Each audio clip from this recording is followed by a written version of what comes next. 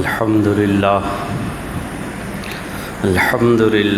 نحمده ونستعينه ونستغفره ونؤمن به ونتوكل عليه ونعوذ بالله من شرور أنفسنا ومن سيئات أعمالنا من يهده الله فلا مضل له ومن يضلله فلا هادي له ونشهد أن لا إله إلا الله وحده لا شريك له ونشهد أن سيدنا ومولانا محمدا عبده ورسوله أما بعد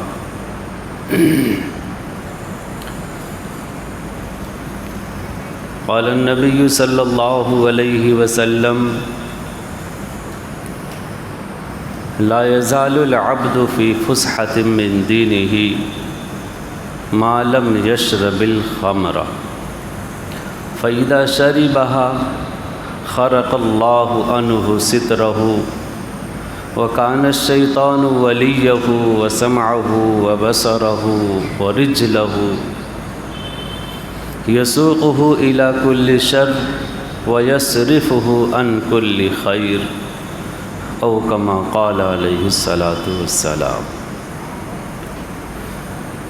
محترم بزرگوں اور دوستوں،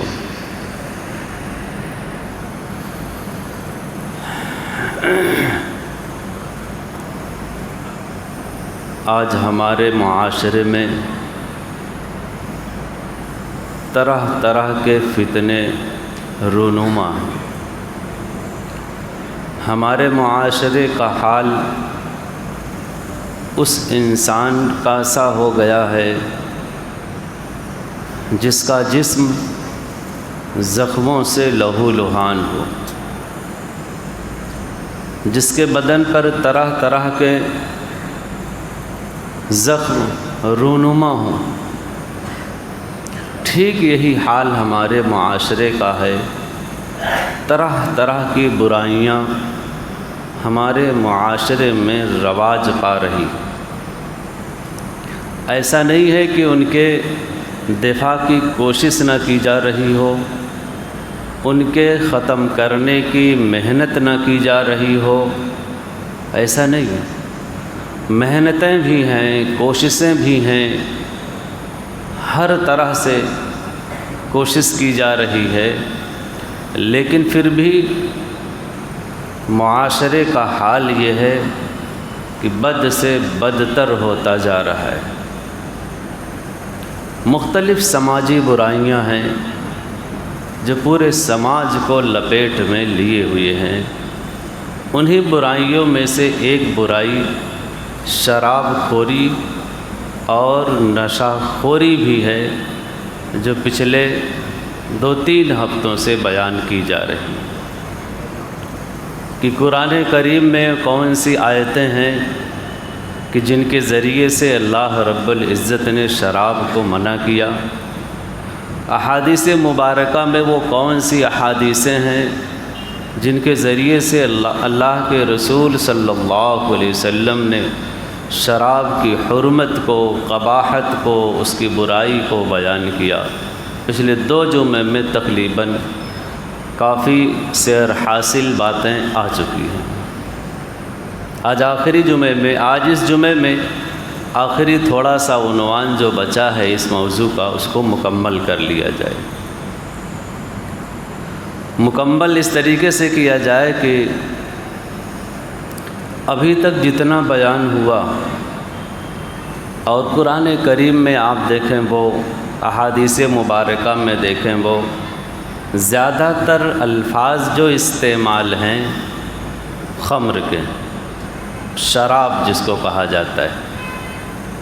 عام طور سے بیانات بھی اسی طرح ہوتے ہیں کہ شراب حرام ہے، شراب حرام ہے، اور لوگ یہ سمجھتے ہیں کہ صرف شراب ہی حرام ہے، باقی اور نشے کی چیزیں حرام ہیں یا نہیں ہیں ان کا علم ان کو نہیں۔ لیکن یاد رکھیں، شراب اور خمر کا لفظ جو خاص عربی کا لفظ ہے، یہ صحیح بات ہے کہ صرف ان شرابوں پر خمر کا اطلاق ہوتا ہے جو عنب انگور سے بنائی جائے، منقے سے بنائی جائے، کھجور سے بنائی جائے۔ جو اس چیز سے شراب بنائی جائے اس کو خمر کہتے ہیں۔ حرام، بالکلیہ حرام، چاہے زیادہ پیے آدمی تو بھی حرام، کم پیے آدمی تو بھی حرام، پیے یا نہ پیے نفس شراب ہی حرام۔ لیکن اس کے علاوہ اور چیزیں بھی حرام ہیں۔ پچھلے حدیث میں آیا تھا کہ کل مسکر حرام، ہر ایسی شے جو نشہ آور ہو وہ سب اس شراب کے ہی قبیل سے ہے۔ کوئی بھنگ پی لے وہ بھی حرام، چرس کھا لے وہ بھی حرام، افیون کھا لے وہ بھی حرام۔ اس وقت مارکیٹ میں جتنی بھی نشہ آور چیزیں ہیں جس سے نشہ ہوتا ہے، آدمی پینے کے بعد قدم اس کے لڑکھڑانے لگتے ہیں، دماغ اس کا، عقل اس کی معاف ہو جاتی۔ اس لیے کہ خمر کے معنی ہیں خمرہ، ڈھانپنا، کسی چیز کو چھپا دینا، یہ اس کا لفظی معنی ہے۔ شراب جو بناتے ہیں کیسے بناتے ہیں تو عام طور سے لوگوں کو، مجھ کو بھی نہیں معلوم، کبھی ہم نے دیکھا ہی نہیں، عام طور سے لوگ دیکھتے ہی نہیں۔ سرکہ کیسے بناتے ہیں یہ عام طور سے لوگ جانتے ہیں، تو غالباً جیسا کتابوں میں لکھا ہے ویسے ہی شراب بھی بنتی۔ سرکہ جو بناتے ہیں گنے وغیرہ کا، عام طور سے لوگ جانتے ہیں کہ ایک مٹکے میں اس کو اٹھا کر کے رس ڈال دیے، مہینہ، 2 مہینہ، 3 مہینہ، 4 مہینہ، سال بھر پڑا رہا، پڑے اس کے اندر جوش آتا ہے، ابال آتا ہے، جھاگ آتا ہے، اس کو شراب کہتے ہیں، اس کو سرکہ کہتے ہیں۔ یہ جو ڈھانکے اس کو ایک مٹکے میں ڈال کر کے ڈھانک دیا، یہ ڈھانکنا یہی خمر کا لفظ ہے، چھپا دینا، رس کو ہم نے چھپا دیا۔ شراب بنانے کے لیے لوگ اتنا رس، اتنا شیرہ اس کا چھپا دیتے ہیں، ڈھانک دیتے ہیں، رکھ دیتے ہیں۔ خمر کا یہی لفظی معنی ہے۔ اب یہ چھپانا جب شراب کی مختلف کیفیات میں دیکھا گیا، اس کی تمام چیزوں میں دیکھا گیا، تو یہ جو حکم خمر کا تھا وہ حکم اور تمام چیزوں میں دائر کر دیا گیا، پھیلا دیا گیا۔ وہ حکم جو حرمت کا صرف خمر والی شراب میں تھا، وہ حکم اور ساری شرابوں پر لگا دیا گیا اور وہ بھی حرام کر دیا گیا۔ موجودہ دور میں جتنی بھی نشے آور چیزیں ملتی ہیں، بھلے وہ اس طرح نہ بنائی جاتی ہیں، لیکن یہ کیفیت یعنی ڈھانک دینا، چھپا دینا، چونکہ جب آدمی اس کو استعمال کرتا ہے، اس کا نشہ کرتا ہے، تو وہ عقل کو چھپا دیتی۔ عقل کا کام تھا صحیح اور غلط میں تمیز کرنا، اور آدمی نشہ کر لینے کے بعد وہ کیفیت اس کی ختم ہو جاتی۔ یہ ہے چھپانا، ڈھانک دینا، عقل کو ڈھانک دیا ہو۔ اب سامنے ایک اجنبی عورت بیٹھی ہے، اس کی بیوی بیٹھی ہے، اس کی ماں اور بہن بیٹھی ہے، ایک شرابی کو احساس نہیں ہوتا، ایک نشیری کو احساس نہیں ہوتا، سامنے والے سے کیسے انداز گفتگو اختیار کرنا ہے ایک عام حالت میں سب جانتے ہیں، لیکن ایک نشیری آدمی کو اس کا احساس نہیں ہوتا کہ اس سے کس انداز سے اپنے کو گفتگو کرنی۔ یہ ہے چھپا دینا۔ تو یہ اس کا معنی چونکہ جس چیز میں بھی پایا جائے گا، چاہے بھلے وہ شراب نہ ہو، چاہے وہ میڈیکل سے ملنے والی کوئی لیکوڈ سیرپ ہی کیوں نہ ہو، چاہے وہ کوئی گولی ہی کیوں نہ ہو، چاہے وہ ٹائر وغیرہ سولیشن وغیرہ سے کر کے نشہ ہی کیوں نہ کیا جاتا ہو، صرف نشہ اب اس حکم میں آ جائے گا کہ اب شراب مت دیکھو، نشہ کس کس چیز سے پیدا ہو جا رہا ہے، یہ نشے کی ساری چیزوں پر وہ ساری احادیث، وہ ساری آیتیں دال ہو جائیں گی، اور وہ حرمت جو صرف خمر والی تھی، شراب والی تھی، وہ چونکہ کیفیت یہاں پائی جا رہی ہے، اس لیے وہ حکم یہاں بھی دال کر دیا جائے گا، اور یہ ساری چیزوں سے نشہ حرام، چاہے جس چیزیں سے لوگ، انسان اور نوجوان طبقہ اس کو حاصل کرے، نشہ ہے تو ختم، وہ حرام۔ ہاں کچھ چیزیں ہیں جن سے اس طرح کا نشہ نہیں ہوتا، نہیں حرام ہے، جن کے بنانے میں اس طرح کی چیزیں استعمال نہیں ہوتی ہیں، وہ بھی حرام نہیں۔ سگریٹ وغیرہ ہے، بیڑی وغیرہ لوگ پیتے، سرتی کھاتے ہیں، گٹکھا کھاتے ہیں، ہاں ان کی بناوٹ میں چیز حرمت والی کوئی چیز ملائی نہیں جاتی، حرام نہیں۔ ان کے پینے سے وہ نشہ نہیں ہوتا جو ان چیزوں سے ہوتا ہے، اس لیے حرام نہیں، لیکن حرام ہی نہیں ہے، بس شریعت نے ہر ایسی چیز کو ناپسندیدہ اور مکروہ قرار دیا ہے جس سے اپنا نقصان ہو، مال کا ضیاع ہو، وقت کا ضیاع ہو، معاشرے کی بربادی، یاد رکھیں۔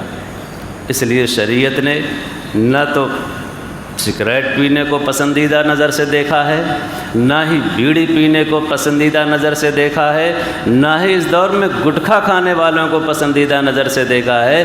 روک لگا دیا ہے کہ اگر تمہارے منہ سے بدبو آ رہی تو خبردار مسجد میں آنا مت، باہر کھڑے رہو، ہاں بدبو تمہارے منہ سے ختم ہو جائے گی تو بھلے چلے آنا۔ ناپسندیدہ مکروہ ہے ان چیزوں کا استعمال کرنا، اور جدید سائنسی رپورٹ سے تو باقاعدہ ہلاکت میں اپنے آپ کو ڈالنا ہے۔ منہ کے کینسرز، جیسا کہ ڈاکٹرز لوگ بتاتے ہیں، زیادہ تر گٹکے کھانے والوں کو منہ کا کینسر ہوتا ہے، سگریٹ پینے والوں، بیڑی پینے والوں کو زیادہ تر پھیپھڑے کا کینسر، گلے کا کینسر اور منہ کا کینسر ہوتا ہے۔ یہ تو موجودہ دور کی سائنسی رپورٹ ہے، ڈاکٹری رپورٹ ہے، لہذا حرام بھلے نہ ہو لیکن ان چیزوں سے احتیاط، اجتناب از حد ضروری ہے، بہت ضروری ہے، ناپسندیدہ ہے شریعت کی نگاہ میں۔ ایک اور چیز کے بارے میں آپ دیکھیں تو بہت لیدے مچی رہتی ہے، الکوہل۔ یہ کیا ہے؟ الکوہل کی بناوٹ جیسا کہ لوگوں نے لکھا ہے مسائل میں، کتابوں میں، اس کی تحقیق میں، اس کی بناوٹ دو طریقے سے کی جاتی ہے۔ ایک تو یہی چیز کہ الکوہل عنب، انگور وغیرہ سے، کھجور وغیرہ سے اور منقہ وغیرہ سے بنایا جاتا، وہ الکوہل بالکل حرام ہے، پینا بھی حرام ہے، اس کا استعمال کسی بھی چیز میں، چاہے فوڈ انڈسٹری میں ہو، معقولات کے قبیل سے ہو، کاسمیٹک کی قبیل سے ہو، فارما انڈسٹری میں، جس چیز میں بھی اگر ایسا الکوہل چاہے وہ 1 پوائنٹ ہی کیوں نہ ملا دیا جائے، جو الکوہل ان چیزوں سے بنتا ہے وہ ساری چیزیں حرام۔ ہاں جو ان کے علاوہ الکوہل ہے، آلو سے بنا لیا گیا یا اور دوسری سبزی کدو وغیرہ سے بنا لیا گیا، شہد وغیرہ سے بنا لیا گیا، ان چیزوں کا استعمال ان چیزوں میں، فارما انڈسٹری وغیرہ میں، عام طور سے دواؤں میں ہوتا ہے، کاسمیٹک وغیرہ میں ہوتا ہے، اس طرح کی چیزوں میں اس کا استعمال عام ہے، عطریات وغیرہ میں، پرفیوم وغیرہ میں ہوتا ہے، قابل چل ہے، اجازت ہے، لیکن اتنا استعمال کہ اس سے نشہ اور کیفیت پیدا ہو جائے وہ بھی حرام ہو جائے گا۔ ہاں تھوڑی بہت مقدار ہے کسی چیز میں چل جائے گا، قابل چل ہے، لیکن شرط یہ ہے کہ اس کی بناوٹ عام چیزوں سے ہو، انگور وغیرہ، منقہ اور کھجور وغیرہ سے نہ ہو۔ یہ ایک ایسی بیماری ہے جو جانی سوچی اور سمجھے طریقے سے، خاص طور سے اس دور میں نوجوانوں کو پھنسایا جا رہا ہے۔ اس لت میں بڑے منظم طریقے سے ورلڈ پیمانے پر آپ کہہ لو کہ نشے کے لت میں عام طور سے ایسا نہیں صرف مسلمان بچے ہی یا مسلمان ہی نشہ خور ہوتے ہیں، مسلمانوں سے کہیں زیادہ غیر مسلموں میں شرابی اور نشیڑی آپ کو ملیں گے، لیکن چونکہ ہمارے یہاں یہ چیز حرام ہے، اسلام نے اس کو حرام اور قرآن نے صراحتاً حرام قرار دیا ہے، اس لیے ہمارے بچے ہمارے معاشرے میں ہمارے مسلم لوگ ہم اس میں ملوث ہوں، یہ تو انتہائی گری ہوئی بات ہے، اور کہہ لیجئے کہ ایک دم گری ہوئی بات، ایک دم کتنی گری ہوئی بات ہے۔ حدیث مبارکہ میں آیا ہے کہ لا یزنی الزانی حین یزنی وہو مومن ولا یشرب الخمر شارب وہو مومن، زنا کرنے والا جب زنا کرتا ہے تو ایمان اس کے اندر سے نکال لیا جاتا ہے، ینزع عنہ کما ینزع الانسان القمیص من راسہ، جس طرح انسان اپنا کرتا اپنے سر سے نکالتا ہے، حدیث کے باقاعدہ الفاظ ہیں کہ جس طرح انسان کرتا اپنے سر سے نکالتا ہے، اسی طرح انسان اس زانی کے اندر سے اسی طرح ایمان اس زانی کے اندر سے نکال لیا جاتا ہے جب تک وہ زنا کرتا ہے۔ اگر اس حالت میں وہ انتقال کر گیا تو آپ سمجھ لو کہ جس کے اندر ایمان نہ ہو اس کا ٹھکانہ کہاں ہوگا۔ کتنی بڑی بات ہے، ایمان سے ہاتھ دھو بیٹھنے والی بات۔ لا یشرب الشارب، شرابی آدمی جب تک شراب پیتا ہے اس کے اندر سے ایمان سلب کر لیا جاتا ہے، جب تک وہ شرابی ہے، جب تک وہ شراب پیتا ہے، جب تک وہ شراب کی کیفیت ہے، اس کے منہ میں شراب ہے، اس کے اندر جب تک وہ شرابی ہے، شراب کی نحوست کی وجہ سے، حرمت کی وجہ سے اس کے اندر سے ایمان نکال لیا جاتا ہے۔ کتنی بڑی بات ہے جس کو آج کل ہمارا معاشرہ، ہمارا انسان، ہمارے مسلمان اس کو کم تر سمجھتے۔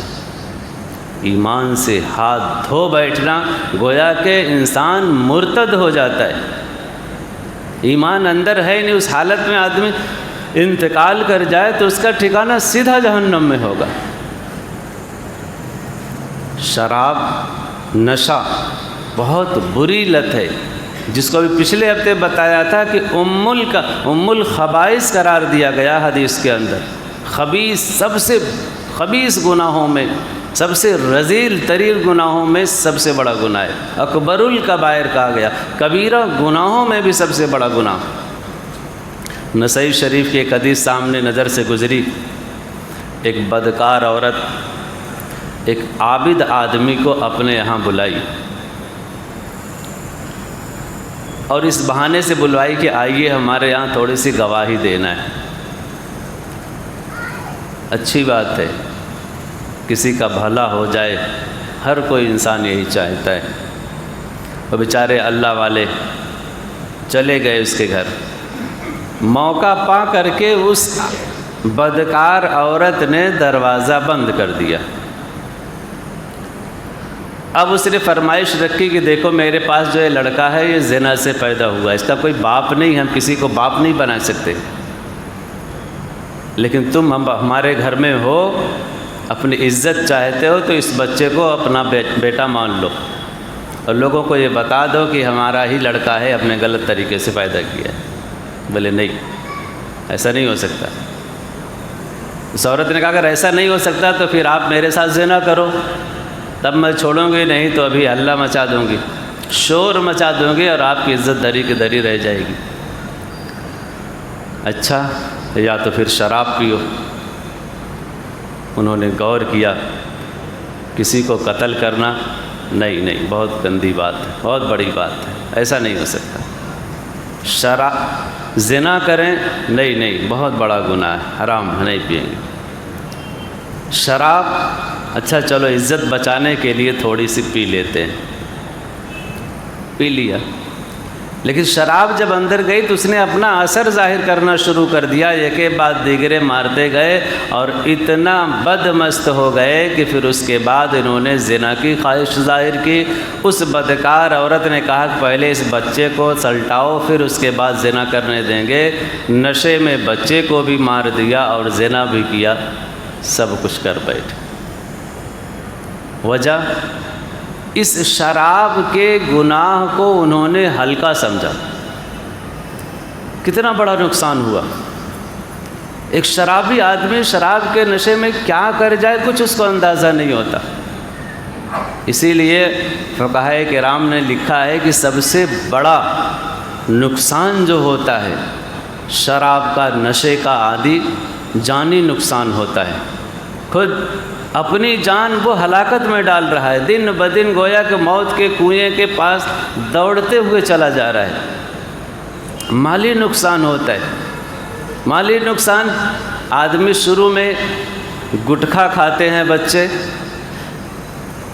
सिगरेट पीते हैं, कभी कभी शौकिया शुरू करते हैं लोग, और फिर धीरे धीरे एक वक्त ऐसा आता है कि लत लग जाती है, नशा लग जाता है उसका, और फिर धीरे धीरे वो मामला वहीं नहीं रुकता, फिर उससे high power, double dose, triple dose, फिर वो शराब और कहाँ कहाँ मामला पहुँचता है। माली नुकसान, और इतना ही नहीं, अखलाकी नुकसान, मुआशरती नुकसान, तरह तरह का नुकसान है। जिस इंसान को अल्लाह रब्बुल इज़्ज़त ने इंसान बनाया उसके पीछे पूरा एक ख़ानदान है, माशरा हमारे माँ बाप हैं तो उस बच्चे के लिए कमा करके माँ बाप की खिदमत ज़रूरी है।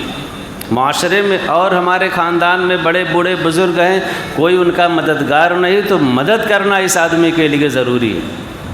हमारा बेटा है तो उस बेटे की तालीम हो, तरबियत हो, परवरिश हो, हमारी बीवी हमारे अंदर है, हमारे इख्तियार में है, ज़िम्मे में है। इस तरह की बहुत सारी ज़िम्मेदारियां हैं जो मुआशरती पहलू से हर इंसान पर वाजिब है। एक नशेरी आदमी नशा करके आता है, नशे में धुत, सारे हुकूक एक तरफ, वो अपना एक तरफ। मुआशरती पहलू हमारा कितना है। आज देखो हमारे मुआशरे में तलाक़ का रुझान बढ़ता जा रहा है, मारपीट का रुझान बढ़ता जा रहा है। भाई वजह क्या है? पता चला कि इधर उधर घूम के साहब बहादुर आए, सारा गुस्सा अपने बीवी पे उतारे। करना एक नहीं, बेरोज़गारी आम है, काम चोर काहिल इतने हैं कि काम करने को कहो मत। दिन भर घूमते रहते हैं, सोते रहते हैं, रात भर हमारे नौजवान स्टेडियम में बैठे रहते हैं, और इसके सबसे बड़े ज़िम्मेदार आप याद रखें उनके वालिदैन होते हैं, जिनको ये नहीं पता कि हमारा बच्चा 2 बज रहा है, 3 बज रहा है, 4 बज रहा है, हमारी औलाद है कहाँ, दिन में निकल गई कहाँ है कुछ पता नहीं, रात में निकल गई कहाँ है कुछ पता नहीं, और बाद में कहो कि आपका बच्चा शराबी होगा, कहेंगे हमें पता नहीं। सब पता होता है। ये ढील, ये सुस्ती, ये काहिली औलाद की जानिब से निगरानी ना करना, इतनी छूट देना, इसके ज़िम्मेदार सिर्फ़ और सिर्फ वालिदैन हैं जो इस मुआशरे की लानत को फैला रहे हैं गोया के एक तरीके से।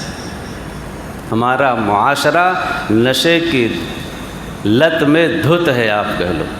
हमारे नौजवान, उनकी ज़िंदगियां बर्बाद हो रही हैं, माशरा बर्बाद हो रहा, माल बर्बाद हो रहा है, और स्कूलों कॉलेजों की हाल तो पूछिए ही मत।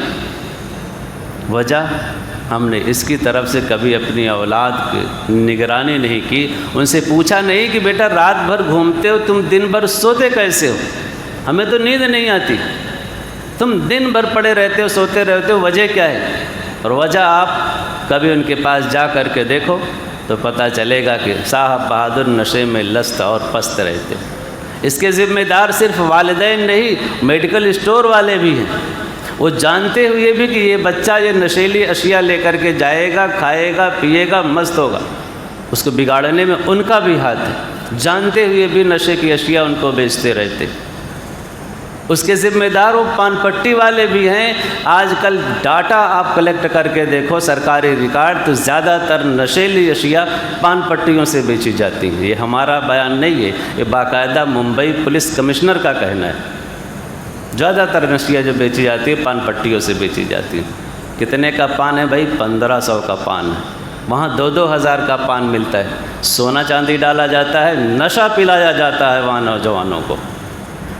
हम और आप अगरचे उसकी तरफ से आंखें बंद कर किए रहें, आंखें बंद करने से मुआशरे के अंदर से फितने इस तरह ختم نہیں ہوں گے۔ اس کے لیے محنت کرنی پڑے گی، کوشش کرنی پڑے گی، ہمیں اپنی اولاد کی دیکھ ریکھ اور نگرانی کرنی پڑے گی، ان کے اندر خوف خدا اور ایمانی جذبات پیدا کرنا پڑے گا، ان کو قرآنی اور احادیث کے احکامات یاد دلانے پڑیں گے کہ کیا حرام ہے، کیا حلال ہے، کیا جائز ہے، کیا ناجائز ہے۔ ان کی صحبت کو دیکھنا پڑے گا کہ ان کا صحبتی کون ہے، ان کا ساتھی کون ہے، ان کا دوست کون ہے، وہ ٹھیک ٹھاک صحیح مزاج کا ہے یا نہیں، اس کی عادتیں کیسی ہیں۔ صحبت صالح ترا صالح کند، نیک لوگوں کی ہم نشینی ساتھ رہنا لوگوں کو نیک بنا دیا کرتی ہے، اور کسی کا دوست برا ہو تو وہ برا ہونے کے ساتھ ساتھ یہ بھی برا آج نہیں تو کل بنا دیتی۔ یہ تمام اسباب ہیں جو معاشرے کو لعنت سے، اس نشیری لعنت سے نکال سکتے ہیں۔ وقتاً فوقتاً اصلاحی کوششیں، اصلاحی بیانات کرانے چاہیے۔ اس طرح محلے کی جو کمیٹیاں ہیں ان کو بھی ایکٹیو کرنا چاہیے کہ بھائی تم لوگ نوجوانوں کے بیچ رہتے ہو، ذرا پتہ لگاؤ کہ نوجوانوں میں چل کیا رہا، کون کون سا نوجوان ہمارا شرابی اور نشیلی ہے، کون کون سا نوجوان ہمارا کیا کام کرتا ہے۔ محلے کی کمیٹیاں برابر اس کا خبر، ان کو بھی ایکٹیو کرنا چاہیے، بھائی تم لوگ اس کے بارے میں کوشش اور محنت کرو، اپنا سماج، اپنا معاشرہ، اپنا ماحول، اپنا ارد گرد، کم سے کم اپنا محلہ، اپنا گھرانہ تو کم از کم اس لعنت سے محفوظ ہو، تاکہ ہماری آنے والی نسلیں وہ باہمت، شجاعت اور قرآن اور حدیث پر مر مٹنے والی ہوں، اور جہاں کے نوجوان، جہاں کا معاشرہ شرابی اور نشیلی ہو تو وہاں کیسی آگے چل کر کے ہمتیں ہوں گی، کیسی بزدلی آئے گی، سوچ بھی نہیں سکتے۔ اللہ رب العزت اس غلط اور حرام چیز سے ہم سب کی حفاظت فرمائے، پورے معاشرے کی حفاظت فرمائے۔ وآخر الدعوانا